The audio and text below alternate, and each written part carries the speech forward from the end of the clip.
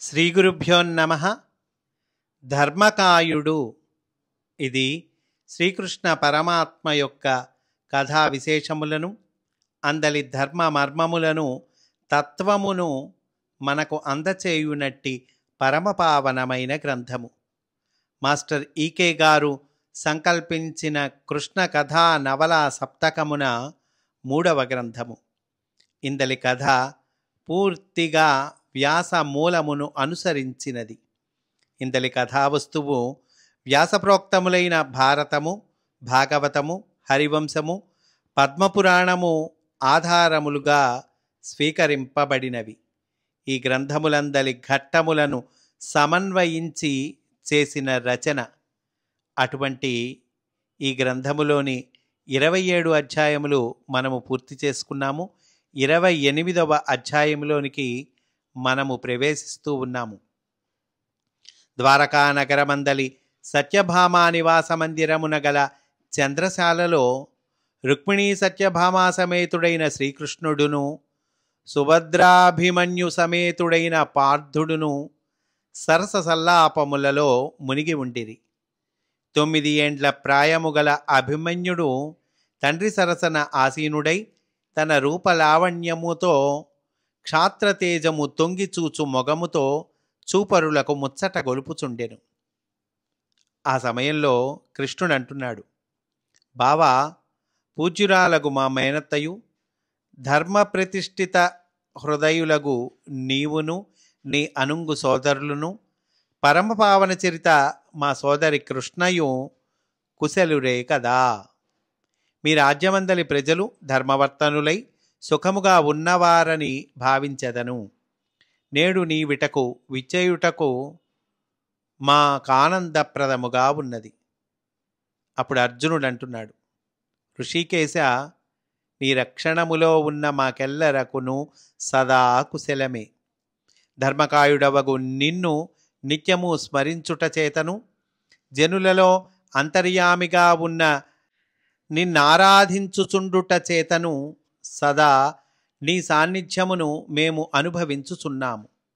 ఖాండవ వన దహన సమయమందు నీవు పొందిన సుదర్శనాయుధముతో పరమదుష్టుడు, లోకకంటకుడు, అవధ్యుడు అయిన నరకాసురుడు వధింపబడిన విధానము తెలిసి మేమును మా ప్రజలను దీపోత్సవమును ఉల్లాసముగా జరుపుకొంటిమి.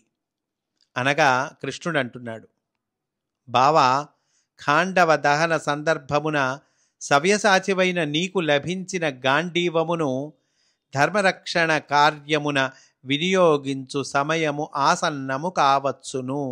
అయ్యా, దగ్గరకు వస్తోంది టైం అంటున్నాడు. నీకు గాంధీవం లభించింది కదా, ఆ గాంధీవాన్ని ఉపయోగించే సమయం దగ్గరకు వస్తోంది అంటున్నాడండి.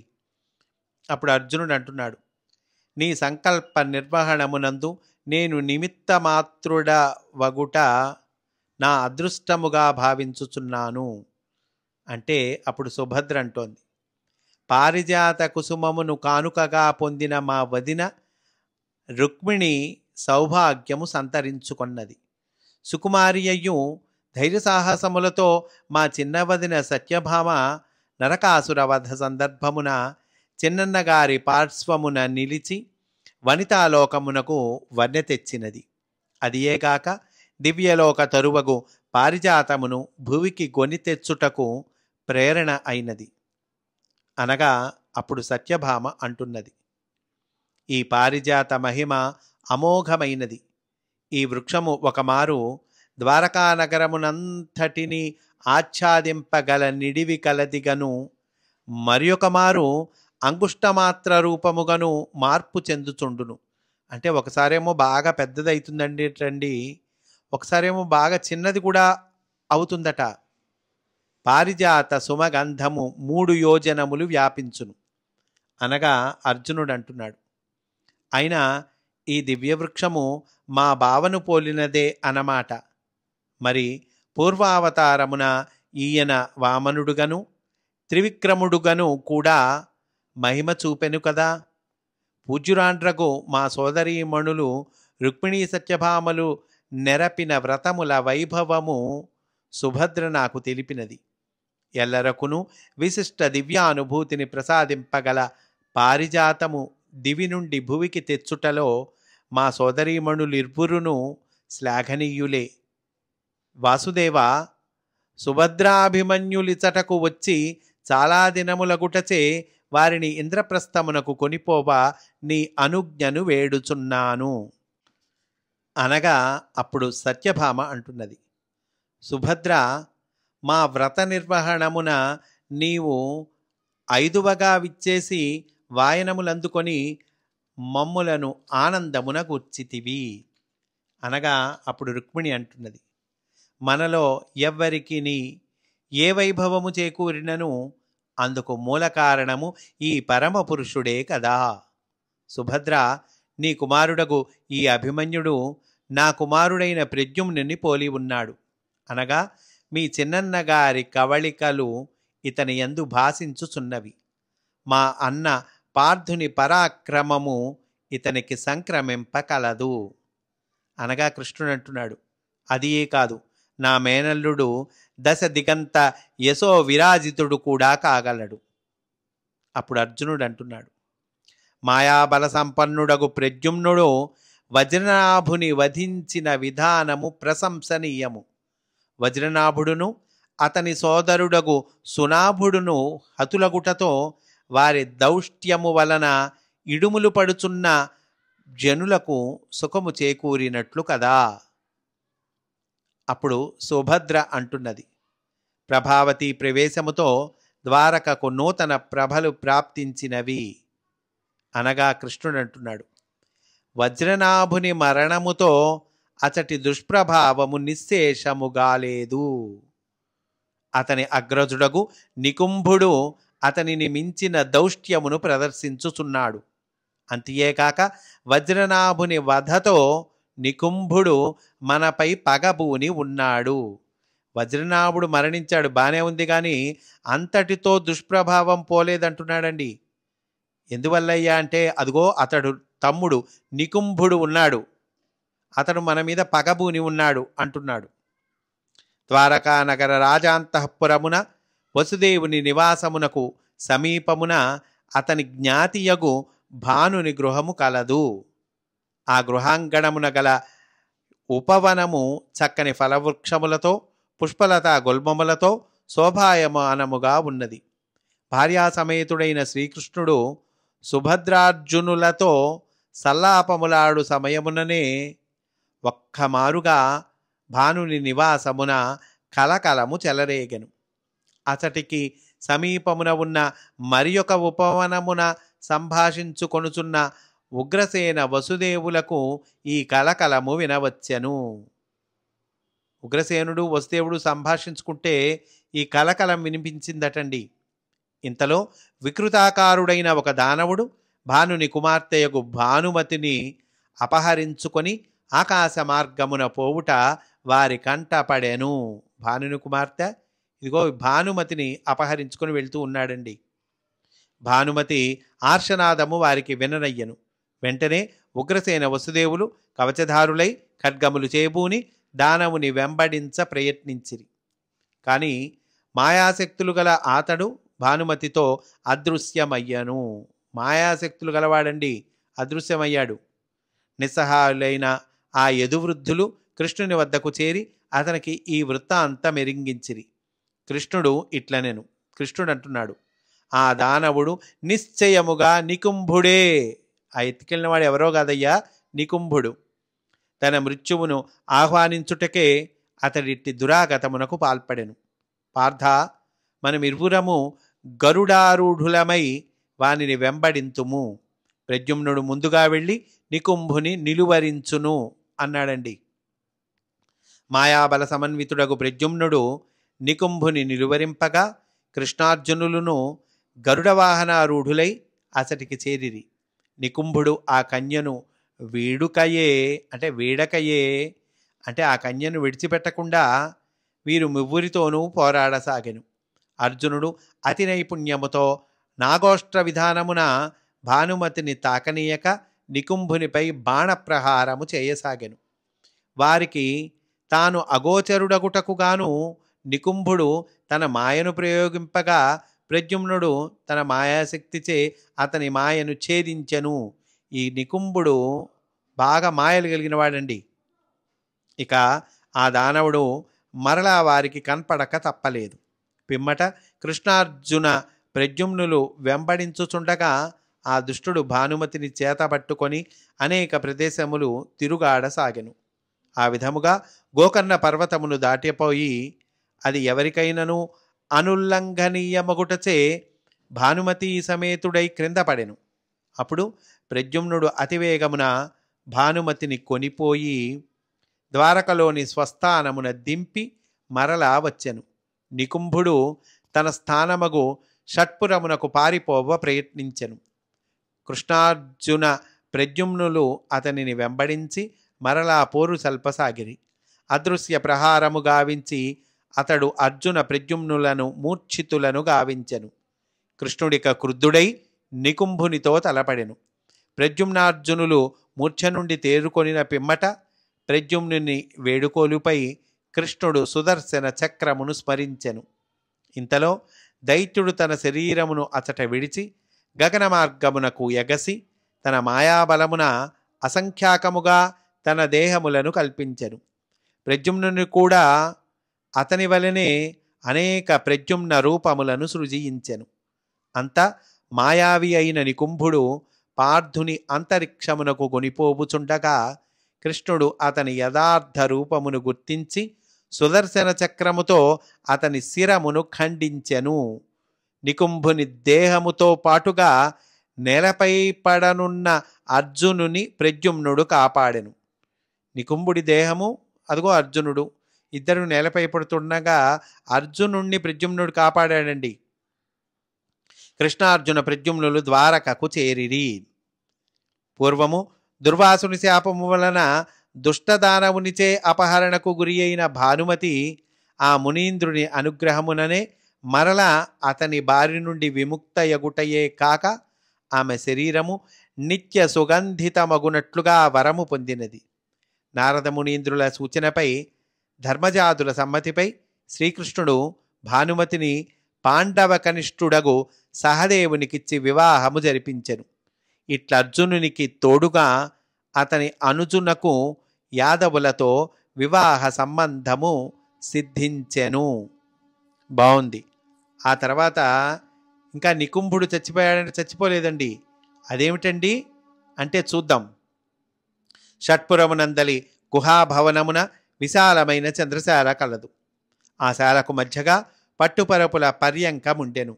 ఆ పర్యంకము పైన ప్రసన్న దృక్కులను ప్రసరించుచున్న ఒక శాంతమూర్తి ఆసీనుడై ఉండెను.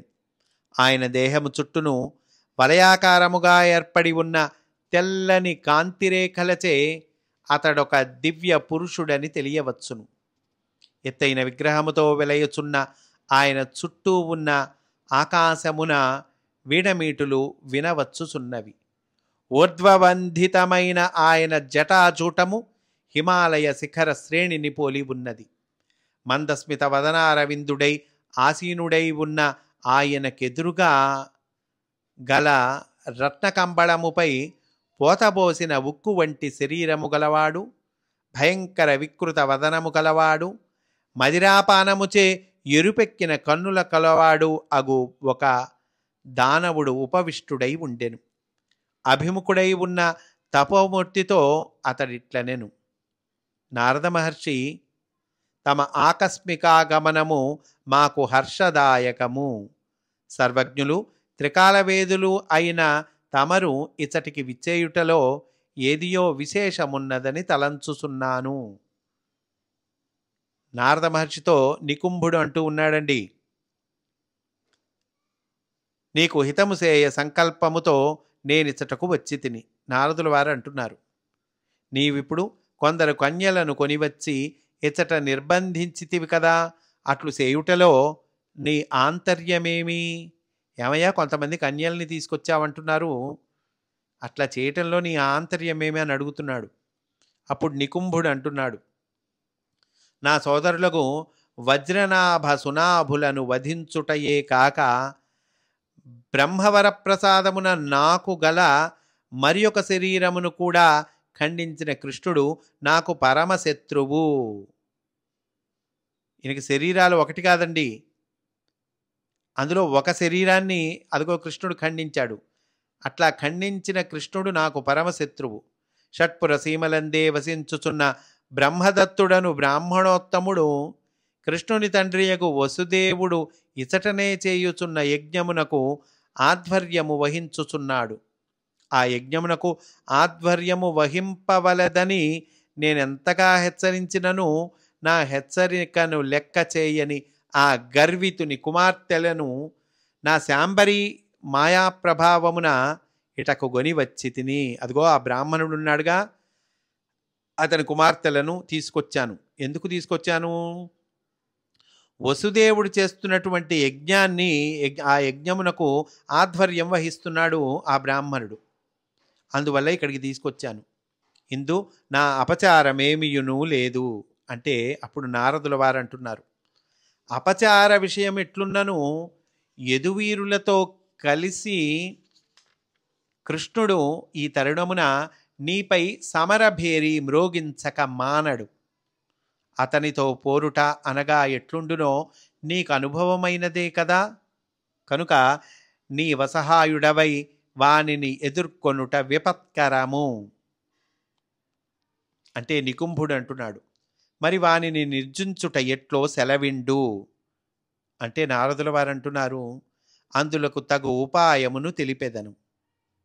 అప్పుడు నికుంభుడు అంటున్నాడు, సంతోషము, అట్లే సెలవు కానిండు అనగా నారదుడు అంటున్నాడు, తాను నిర్వహించుచున్న యజ్ఞమునకు బ్రహ్మదత్తుడు భారతదేశమందలి వివిధ రాజన్యులను ఆహ్వానించుట జరిగినది. వారిలో చాలామంది కృష్ణుని యందు వైరమును పూనినవారే. వారినిటకు నీవు ఆహ్వానించి ఆతిథ్యమొసగుము. వారెల్లరి సహాయముతో సులువుగా కృష్ణుని నీవు నిర్జింపగలవు. నికుంభుడు సంతుష్టుడై నారదులకు ధన్యవాదములు తెలిపెను. నారదులు అట నుండి వెనువెంటనే బ్రహ్మదత్తుడు యజ్ఞము నిర్వహించుచున్న ప్రదేశమును చేరి పాండుకుమారులను కలుసుకొనెను. ఈ నికుంభుడితో ఇట్లా మాట్లాడాక నారద మహర్షి వెళ్ళి అదిగో పాండుకుమారులను కలుసుకున్నాడండి. వారు నారదమునీంద్రులకు సాష్టాంగ దండ ప్రణామములు ఆచరించిరి. ఆయన వారిని ఆశీర్వదించగా యుధిష్ఠిరుడు ఇట్లు సవినయముగా విన్నవించెను. దేవర్షి, యాజ్ఞవల్క్య శిష్యుడును వాజసనేయ సంహిత కూర్పరియు అగు బ్రహ్మదత్తుడు బ్రహ్మావర్తమందలి రాజన్యులెల్లరినీ మా మేనమామయ్యగు వసుదేవులు నిర్వర్తించుచున్న యజ్ఞమునకు ఆహ్వానించుట జరిగినది. మా తమ్ముడు సహదేవుని వివాహానంతరము మేమెల్లరము ద్వారవతి నుండి ఇచటకు వచ్చితిమి.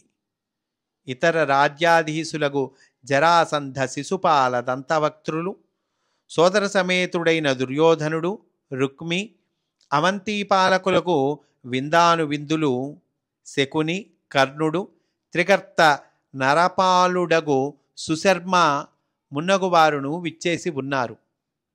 పాపము ఆ బ్రహ్మదత్తుని కన్యలను ఎవడో దైత్యుడు అపహరించనని తెలిసినది. ఇది చాలా శోచనీయముగా ఉన్నది అన్నాడండి ధర్మరాజు. అప్పుడు నారదుల వారు అంటున్నారు, ఇందులకు విచారింపవలసిన పని లేదు. అటు పిమ్మట వసుదేవుడు కృష్ణుని స్మరింపగా అతడు ముందుగా కన్యలను కాపాడ ప్రద్యుమ్నిని నియమించి తానును బలరామాది యదువీరులను వెంటనిడుకొని ఇచ్చటకు ప్రయాణోన్ముఖుడయ్యను. ఈ లోపుననే ప్రద్యుమ్నుడు దైత్యుని చెరలోనున్న బ్రహ్మదత్తుని కన్యలను తన మాయాశక్తిచే వెలికి గొనివచ్చి ఆ చెరలో మాయాకన్యలను ప్రవేశపెట్టెను. ఆ దైత్యుడు మరెవరో కాదు, షట్పురాధీసుడగు నికుంభుడే అనగా అప్పుడు అర్జునుడు అంటున్నాడు, ఇది చాలా ఆశ్చర్యకరమైన విషయము. కైపయ దినముల క్రిందనే అతడు నా సమక్షముననే కృష్ణుని సుదర్శనాయుధముచే హతుడైనాడు కదా. మరి అతడు ఈ కన్యలను అపహరించుట ఎట్లు పసగును? అతను కృష్ణుడి చేతిలో చచ్చిపోయాడు కదయ్యా, ఆ సుదర్శనాయుధముచే హతుడయ్యాడు కదా, అని అడుగుతున్నాడండి. అప్పుడు నారదుల వారు అంటున్నారు, అతట హతమైనది అతని యొక్క శరీరము మాత్రమే. ఒకే సమయమున 3 శరీరములతో మెలగునట్లుగా అతడు బ్రహ్మ వలన వరమును పొందెను. తన ఒక శరీరము నీ సమక్షమున హతము కాగా అతడు ప్రస్తుతము ఇంకను 2 శరీరములతో జీవించియే ఉన్నాడు. షట్పురమున గల శరీరముతో కన్యలను అపహరించెను. అతని 3వ శరీరము వేరొక చోట మాతృసేవలో సదా నిమగ్నమై ఉన్నది. అతడు ఇప్పుడు ఇచటకి విచ్చేసిన రాజపురుషులెల్లరినీ తన నివాసమునకు విందుకై ఆహ్వానించుచున్నాడు. మీరు మాత్రము అటకు పోవలదు. పాండుకుమారులు అటులనే అని పలికి నారదులకు మ్రొక్కిరి. నారదమునీంద్రులు వారిని ఆశీర్వదించి వెడలిపోయిరి. తన ఆహ్వానమును పురస్కరించుకొని తన నివాసమునకే తెంచిన శిశుపాలాది నృపతులను నికుంభుడు విలాసవంతమైన విందుతో సంతృప్తిపరచెను. వారిని రత్నరాసుల బహూకరణతోనూ విలువైన వస్త్రములతోనూ సత్కరించెను. అంతటా వారితో అతడిట్లు పలికెను, నా ఆహ్వానమును మన్నించి ఇటకే తెంచిన మీరెల్లరకు నేను కృతజ్ఞుడను. ఇప్పుడు అశేష యాదవ చెము పరివృతుడైన శ్రీకృష్ణుడు సమరోత్సాహి అయి ఇటకు రానున్నాడు. మీరందరకును అతడు వైరియే కదా. ఈ తరుణమున మనమెల్లరము కలిసికట్టుగా పోరినచో ఆ యాదవుని సమూలముగా నాశమొందింపవచ్చును. కనుక మీరెల్లరూ సైన్య సమేతులై యుద్ధ సన్నద్ధులు కావలసినదిగా కోరుచున్నాను. అతనితో జరాసంధుడిట్లు పలికెను, మీ యోచన మాకును మోదమును గుర్చుచున్నది. అయినను మేమెల్లరము ఒకమారు పరస్పరము చర్చించుకొని త్వరలో మీకు మా అంగీకారమును తెలిపెదము. ఇట్లు పలికి వారు నికుంభుని రహస్య సమాలోచనా మందిరములోనికి వెళ్ళి చర్చించసాగిరి. వాళ్ళందరూ చర్చించడం మొదలుపెట్టారండి. ముందుగా రుక్మి మాట్లాడుతున్నాడు. గిరివ్రజపురమందలి సమావేశమున కృష్ణునిపై బాణాసురుని ప్రయోగింతమని తీర్మానించటమైనది కదా. మరి ఇప్పుడు నికుంభునితో కలిసి కృష్ణునితో పోరి సలుపుట ఎంతవరకు సముచితము అన్నాడు రుక్మి. అప్పుడు విందుడు అంటున్నాడు, కృష్ణునితో తలపడగల శక్తి నికుంభునకు ఉన్నదందురా అనగా శిశుపాలుడు అంటున్నాడు. తలవని తలంపుగా కృష్ణుని సమయించు అవకాశము ప్రాప్తించినది. ఇంకనూ బలోపేతుడు కాక మునుపే మనము అతనిని మట్టు పెట్టుట మేలు. నికుంభుడు బ్రహ్మ వరప్రసాదియు మాయాబల సంపన్నుడు కూడా. అతనికి తోడుగా అపార దైత్యసేన కూడా రణసన్నద్ధమై ఉన్నది. కనుక మనము ఈ అవకాశమును జార విడుచుకొనరాదు అనగా జరాసంధుడు అంటున్నాడు. ఈ ఉపాయము బాగుగానే ఉన్నది. ఒకవేళ నికుంభుని చేత మనం ఆశించిన ఫలితం ఇప్పుడు దక్కనిచో తదుపరి మనము పూర్వమాలోచించిన ఉపాయము ఉండనే ఉన్నది కదా. ఒకవేళ ఇప్పుడు కుదరలేదనుకోయ్యా, అంతకుముందు ప్లాన్ మనకుందిగా అంటున్నాడు జరాసంధుడు. అప్పుడు దంతవక్త్రుడు అంటున్నాడు, వసుదేవుని యజ్ఞమునకు విచ్చేసిన పాండుకుమారులు కృష్ణునకు సహాయపడుట తథ్యము. మరి వారి విషయమేమందురు అంటే అప్పుడు కర్ణుడు అంటున్నాడు, వారిని నిలువరించుటకు ఈ కర్ణుడున్నాడు. మీరెల్లరూ చింతింప పనిలేరు. వీరెల్లరి అంగీకారమును జరాసంధుని పనుపున శిశుపాలుడు నికుంభునకు తెలియచేశాను. అయ్యా మేమందరం ఒప్పుకున్నాము అని అదిగో నికుంభునకు తెలియచేశారు. ఇంతలో కృష్ణుడు బలరామ సాత్యకి సాంబాది మహావీరుల నేతృత్వము గల యాదవ సైన్యముతో షట్పుర సమీపమునకు చేరెను. ఇక్కడ యుద్ధాన్ని చాలా బ్రహ్మాండంగా వర్ణిస్తున్నారండి. పాండవులు అతనిని కలుసుకొనిరి. కృష్ణుడు అర్జునుని తమ వెంట నుండుమనియు మిగిలిన పాండుకుమారులను యజ్ఞవాటిక వద్ద రక్షణకై ఉండుడనియు ఆనతిచ్చెను. అటుపైన షట్పురము నుండి వెలుపలకు వచ్చిన నికుంభుని సైన్యముతోనూ శిశుపాలుని నేతృత్వమున మోహరించి ఉన్న వివిధ రాజన్యుల సేనలతోనూ యాదవ సైన్యము తలపడెను. ఇరుపక్షముల నడుమ సంకుల సమరము సాగెను. యాదవులను నిర్వీర్యులను చేయదలంచిన నికుంభుడు, కృతవర్మ, చారుదేష్ణుడు మున్నగు యాదవ సేనా నాయకులను శాంబరీ మాయోపాయముతో తాను బ్రహ్మదత్తుని కన్యలను బద్ధలనుగా దాచిన గుహలోనికి కొనిపోయి బంధించెను. అగో వీళ్ళందరినీ బంధించాడటండి ఆ నికుంభుడు. బలరామకృష్ణులపైనను, అర్జున, సాత్యకి, ప్రద్యుమ్న, సాంబులపైనను దైత్యుని మాయ ప్రసరింపలేదు. మాయావతి నుండి గ్రహించిన మాయాశక్తి ప్రద్యుమ్నునకు అండగా ఉండనే ఉన్నది. అభిషేక ప్రియుడును బిల్వార్చనా ప్రీతుడును అగు మహేశ్వరుని తన తండ్రి ఉపదేశమున ఇతడు అనుదినము పవిత్రోదకములతో శతరుద్రీయ గానముతో అభిషేకించుచు అష్టోత్తర శత బిల్వ దళములతో అర్చించుచున్నాడు. అంటే కృష్ణుడు కుమారుడు ప్రద్యుమ్నుడు అదిగో శివుణ్ణి పూజిస్తూ ఉన్నట్టండి. మహాదేవుడగు శూళపాణి అనుగ్రహమున ఆసురీమాయను భేదింపగల మహామహిమాన్వితమైన దైవీ మాయ బలము ఇతనికి చేకూరినది. ప్రద్యుమ్నుడు ఇప్పుడు తన మాయాశక్తితో దుర్భేద్యమైన ఒక గుహను కల్పించెను.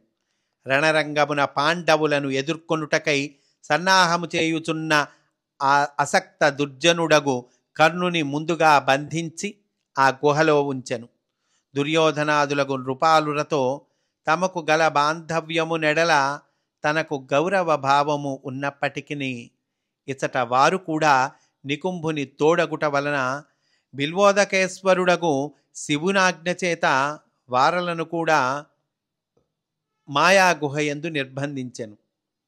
ఆ దినమున సర్వసేనాధిపతియగు శిశుపాలుడు తన శస్త్రములతో ప్రద్యుమ్నుని విశేషముగా నొప్పించెను. ప్రద్యుమ్నుడు అంతటా మహాదేవుని ప్రార్థించినవాడై తత్ప్రసాదమున శిశుపాలుని, భగదత్తుని, రుక్మిణి ఇంకను మిగిలిన రాజులను సహస్రపాశములచే బంధించి మాయా గుహయందు ప్రవేశపెట్టెను. తన కుమారుడైన అనిరుద్ధుని అచట కావలి ఉంచెను. ఈ రాజుల చతురంగ బలములు ప్రద్యుమ్నుని ధాటికి తాళజాలక లొంగిపోయినవి. తనకు తోడుగా వచ్చిన నృపాలురందరూ కనపడకుండుటకు నికుంభుడు దిగ్భ్రాంతి చెందెను. వారు కానరాకుండుటకు కారణము తెలియలేదు. బలరామ, సాత్యకి, సాంబాది ప్రముఖ యదువీరుల చేతిలో ఇతని సైన్యము చాలా వరకు నశించినది. ఇతడిక చేయునది లేక తన గుహను చొచ్చి దాగుకొనెను. నికుంభుని గుహాప్రవేశమును గమనించిన కృష్ణార్జున ప్రద్యుమ్నులు దుర్భేద్యమైన అతని గుహను ప్రవేశించి అతనితో యుద్ధమునకు తలపడిరి. ఇంతలో బలరామాదులు కూడా ఆ గుహను ప్రవేశించి లోనున్న దానవులను దునుమాడసాగిరి. ఈలోపు ప్రద్యుమ్నుడు నికుంభుని చెరలోనున్న యాదవులెల్లరినీ బంధ విముక్తులను గావించి గుహ నుండి ఈవలకు తెచ్చెను. కొంత తడవు గుహలో దానవులకును యాదవులకును భీకరమైన పోరు కొనసాగెను. మరలా ఇరుపక్షముల వారును గుహ నుండి వెలికి వెడలిరి. అంతటా సవ్యసాచి నికుంభునిపై మహోగ్ర శరవర్షము కురిపించెను. కాని అవి ఎల్లను నిష్ఫలములగుట చూచి అర్జునుడు పర్వతములను సైతము ఛేదింపగల తన శస్త్రములిట్లగుటకు హేతువేమి అని కృష్ణుని అడిగెను. శివుని వరబలమున ఈతడు తనకు దక్క ఇంక ఎవరి వలననైనను అవధ్యుడని కృష్ణుడు సమాధానము చెప్పెను. ఇంతలో నికుంభుడు భయంకర ప్రహారములతో కృష్ణునిపైకి విజృంభించెను. అంతటా పరమేశ్వరుడు అశరీరవాణిగా కృష్ణుడితో ఇట్లు పలికెను. జనార్దన, అవధ్యుడుగా నా వలన వరము పొందిన నికుంభుడు సాధుజనులను బ్రహ్మవాదులను హింసించుచు లోకకంటకుడైనాడు. ధర్మరక్షణార్థము అవతరించిన నీవు ఇక ఉపేక్షింపక అతనిని సంహరింపుము అన్నాడండి పరమేశ్వరుడు. అశరీరవాణిగా అన్నాడు అంటున్నారు. ఇక కృష్ణుడు శతసహస్ర సూర్య సమాన తేజమైన సుదర్శనమును నికుంభునిపై ప్రయోగించెను. కల్పాంతాన ఘోరములగు సుదర్శన కీలలకు అతని శిరము ఆహుతి అయ్యను. ప్రద్యుమ్నునిచే మాయమగు గుహయందుంచబడిన వారు అగు జరాసంధాదులు తమను విముక్తుల చేయుమని అతని వేడిరి. ప్రద్యుమ్నుడు జాలితో మాయను ఉపసంహరించి వారలను విడిచిపెట్టెను. వారు అవమాన భారముతో తమ తమ నెలవులకు నిష్క్రమించిరి. ఈ జరాసంధుడు మొదలైన వాళ్ళందరూ కూడా అదిగో అవమాన భారంతో వాళ్ళ ఇళ్లకు వెళ్ళారటండి.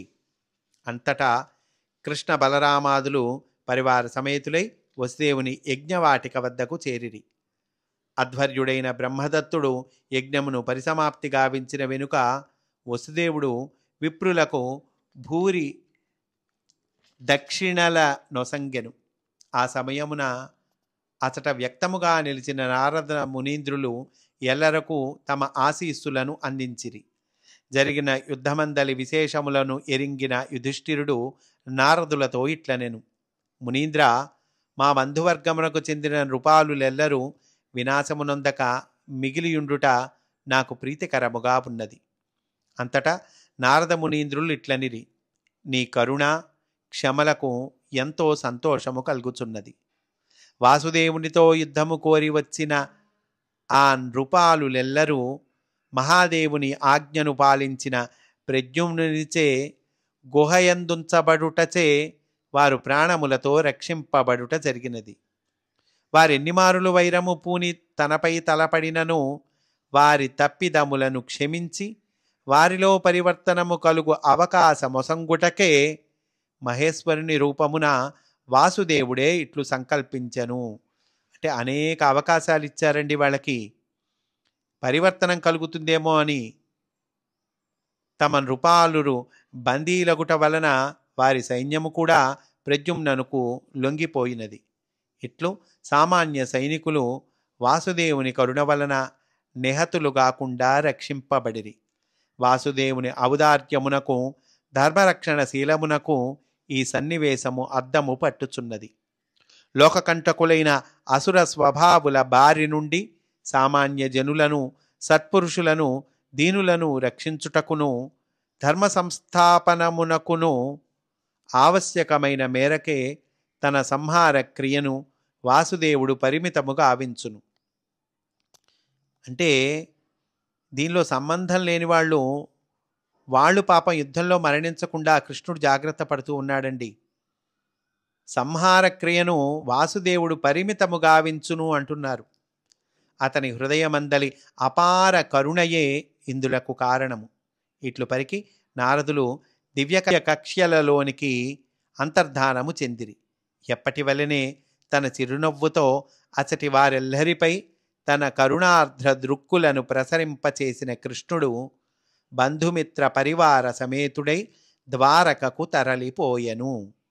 పాండుకుమారులను బ్రహ్మదత్తుని వద్ద సెలవు గైకొని ఇంద్రప్రస్థమునకు తరలి వెళ్ళిరి అని అంటూ ఈ అధ్యాయాన్ని పూర్తి చేశారండి. మనము కూడా ఈరోజు ఇక్కడితో పూర్తి చేసుకుందాము. రేపటి రోజున మనము 29వ అధ్యాయములోనికి ప్రవేశిస్తాము అని సవినయంగా మనవి చేసుకుంటూ స్వస్తి. వాసుదేవా.